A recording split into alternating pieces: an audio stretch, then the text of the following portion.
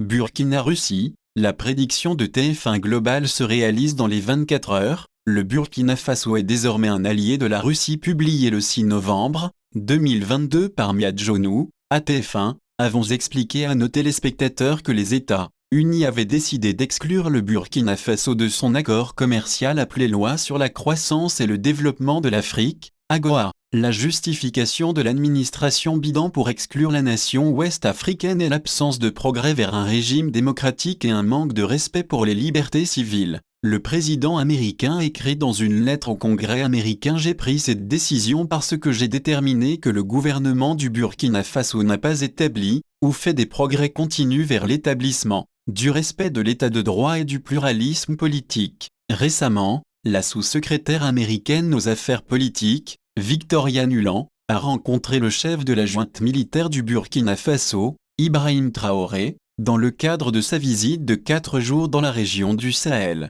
À la suite de sa rencontre, Nuland a déclaré que Traoré lui avait assuré que, contrairement à ses voisins, le Burkina Faso n'inviterait pas la société militaire privée russe Wagner Group à résoudre le problème des organisations djihadistes et insurgées dans le pays. Elle a déclaré aux médias: nous avons eu la chance de nous asseoir avec le président par intérim Traoré et son équipe de direction, y compris son ministre de la Défense. Il a été sans équivoque en disant que seuls les Burkinabés défendront leur pays. Ils n'ont pas l'intention d'inviter Wagner. Cela survient alors que la région du Sahel, dont le Burkina Faso est une partie cruciale, est devenue frustrée et épuisée par le double agenda de l'Occident. Tout a commencé avec le Mali, un autre acteur important en Afrique de l'Ouest. La France y a envoyé ses militaires dans le cadre de l'opération Barkhane pour aider le pays à lutter contre les terroristes et les rebelles. Au fil des ans, la sécurité du Mali, au lieu de s'améliorer, s'est encore intensifiée car aucun progrès substantiel n'a été réalisé.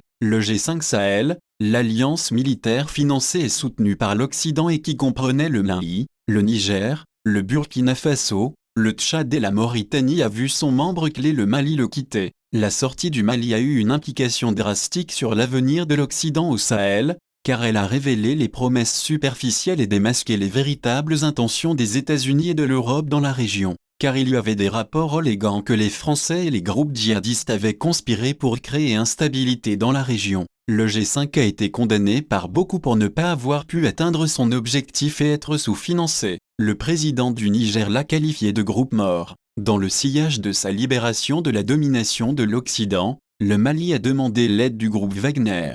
Cela a également eu un impact sur son voisin le Burkina Faso car l'ancien chef de la junte militaire, le colonel Damiba, a également invité le groupe Wagner à améliorer la situation sécuritaire de son pays. Plus tard, il y a eu un coup d'État militaire mené par le susmentionné Traoré au Burkina Faso qui a renversé le régime de Damiba. Après être devenu président, Traoré n'a pas exprimé ses intentions concernant le pays avec lequel il aimerait nouer des liens. Mais il y avait une atmosphère dans la sphère politique et civile du Burkina Faso qui a vu les habitants exprimer leur soutien à la Russie. En fait, il y a eu une manifestation en faveur de la Russie au cours de laquelle les gens ont lancé des slogans en sa faveur et critiqué la France. Le fondateur du groupe Wagner, Yevgeny Prigozhin, qui entretient de bonnes relations avec Poutine, a fait l'éloge de Traoré, le qualifiant de fils vraiment courageux de la patrie. Maintenant, plus tôt, nous avions prédit que le Burkina Faso sous Traoré établirait des liens avec la Russie et inviterait ensuite le groupe Wagner.